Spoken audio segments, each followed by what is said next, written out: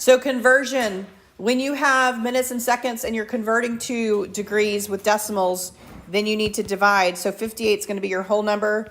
25 over 60 is going to be part of your decimals, and 48 over 3600 will be your decimals.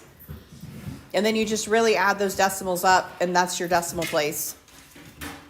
So you should have gotten like 58.43 degrees here. When you're going the other direction, you divide. So you have to divide it twice. You have to take the point, or rather multiply, 0.71, and you multiply by 60. And then you're going to get a number, potentially you're going to get a number, it depends on what your decimals look like, with a decimal place. So when you get that, you get 42.6. The 42 is your minutes. So 230 degrees, 42 minutes. And then to find your seconds, take that 0.6 and multiply by 60 again. So 0.6 times 60 again will be your seconds. All right, so when you're going from minutes, seconds to degrees, divide. From decimal degrees to minutes, seconds, multiply. And do it in steps. Multiply each piece of it or divide each piece of it. The conversion, if it's in degrees, multiply by pi over 180. I don't want decimals here, just reduce your fraction. If it is converting the other way from radians to degrees, just multiply by 180 over pi. All right? Easy enough. These word problems will either be sector area, arc length, or uniform motion problems. Okay, that's what these all consist of. You could have one that has both. I think one of these says what's the arc length and the sector area, right? So it could combine two of the same. For your arc length, that is just a simple equation. That's just going to be theta in radians times r. Okay, for area of a sector, I'm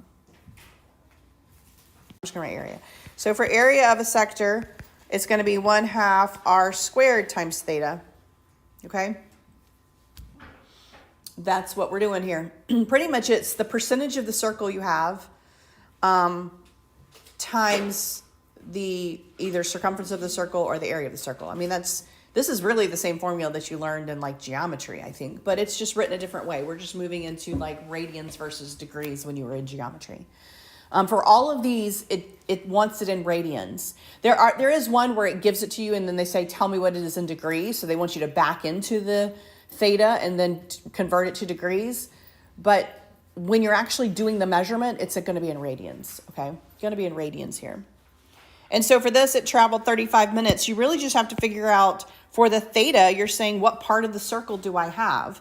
Well, 35 out of 60 minutes is the part of the clock that you have.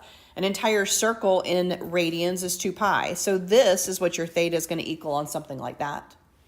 And then you just take him when you get that answer and multiply by 8. I mean, you should have gotten 29.32 here. All right, so find your theta however you need to. If they give you degrees, pi over 180. If they give you a portion of a circle, then it's the portion of the circle that you have times 2 pi. That is your theta. Theta just represents what part of the circle you have, okay? And then multiply by your radius. If it is an area problem, then you're going to do this 1/2 r squared times theta. Again, find your theta in radians. If they give it to you in degrees, pi over 180. If it gives it to you in a portion of the circle, then that portion times 2 pi. That is what you have in radians. And then r squared and then divided by 2. All right? Then you could have something like this guy here, which is a uniform motion. When you see angular or linear speed, that is a uniform motion. And so for these, your omega, which is your angular speed, is just theta. That means how far you went, how many circles you went, but in radians, divided by how long it took you to do that. Okay, how long it took you to do that. Your linear speed is just going to be the radius times your omega. So once you find your omega and you have some radius, just multiply by the radius and you can have your linear, okay? So the 100 feet is actually insignificant. That's just there to have fun with you, right? It didn't ask you anything about the 100. It's just telling you how big the carousel is. Then they say there's a penguin and a horse left to sit on. You're deciding where you want to sit. The penguin is 30 feet from the center. The horse is 50 feet from the center. If the ride lasts 2 minutes and goes around 10 times, what is the angular velocity in radians per minute? What is the linear velocity of each of those creatures in feet per minute? So if I'm finding my omega, I need to know what my theta is. Well, my theta is based on how many times I go around, right? How many times I go around is 10.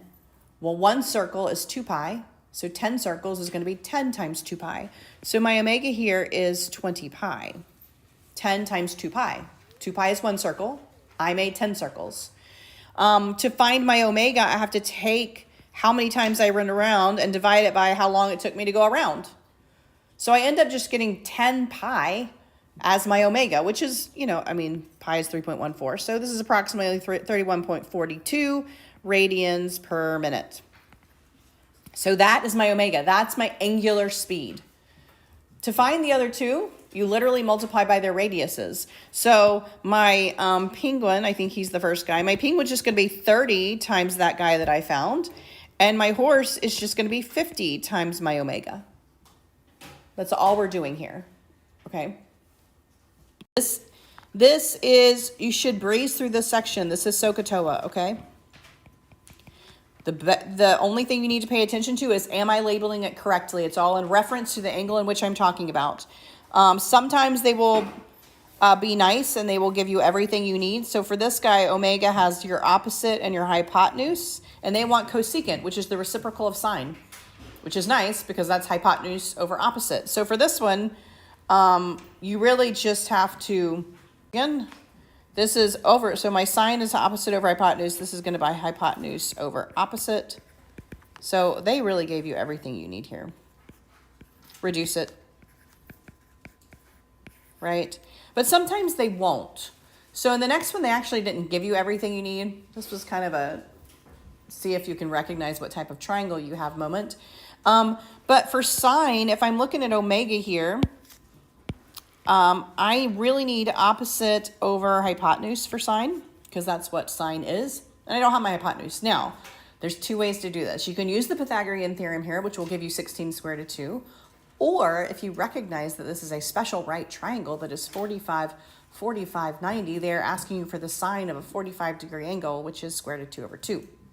But if you didn't recognize that, use Pythagorean theorem. This is 16 square root of 2. Or special right triangle, side, square root of 2. It's going to be 16 over 16 square root of 2.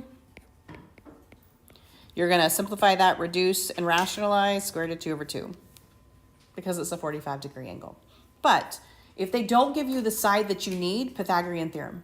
It is a right triangle. Never forget you have a squared plus b squared equals c squared.